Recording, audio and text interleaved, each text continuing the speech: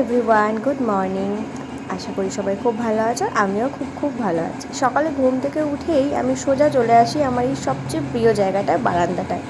জানি এখানে সকাল সকালই প্রচণ্ড রোদ দেয়, কিন্তু তাও আমার এই জায়গাটা আসতে ভালোই লাগে। আর এখানে এসেই যেটা দেখলাম যে আমার পাশের ফ্ল্যাট থেকে কেউ একজন অন্য কোথাও শিফট হচ্ছে, তো তারই গাড়ি এসছে মালপত্র তুলে নিয়ে যাওয়ার জন্য। এখানে এই জিনিসটা আমার বেশ ভালো লাগে। এখানে তুমি যদি গাড়ি বুক করে দাও, তাহলে এই গাড়িতে করে দুজন লোক আসে, যারা এসে সব প্যাকিং করে নিয়ে যায়। তো চলো, ফ্রেশ হয়ে নিয়ে চলে এসেছি 2 কাপ চা নিয়ে।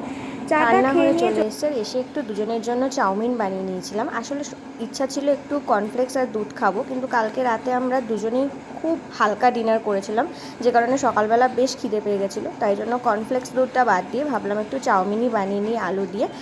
তো চলো, এখানে আমার চাউমিন একদম রেডি হয়ে গেছে, আর এই একটা প্লেটের মধ্যে দুজনেই নিয়ে নিয়েছি। আর এটা খেয়ে দেখি কেমন হয়েছে। সো টেস্টি হয়েছে এটা খেতে। ফার্স্টটা কমপ্লিট করে আমি চলে এসেছি আবারও। আর রান্নাঘরে এসে আমি যেটা দেখতে পাচ্ছি যে আমার ঘরে শুধু টমেটো, পেঁয়াজ, আদা, লঙ্কা ছাড়া আর আলু ছাড়া কোনো সবজি নেই।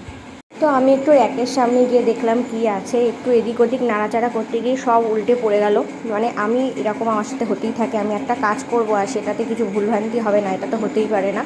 তো যাই হোক, সব কিছু আবার ঠিকঠাক করে গুছিয়ে রেখে দেখলাম যে কৌটের মধ্যে বেশ অনেকটা বড়ি আছে। আর অনেক দিন হয়ে গেছে আমি বড়ির ঝাল খাই না, মায়ের হাতের বড়ির ঝালটা বেশ মিস করি। তো ভাবলাম আজকে যখন সবজি নেই, তাহলে বড়ির ঝালটাই বানানো যাক।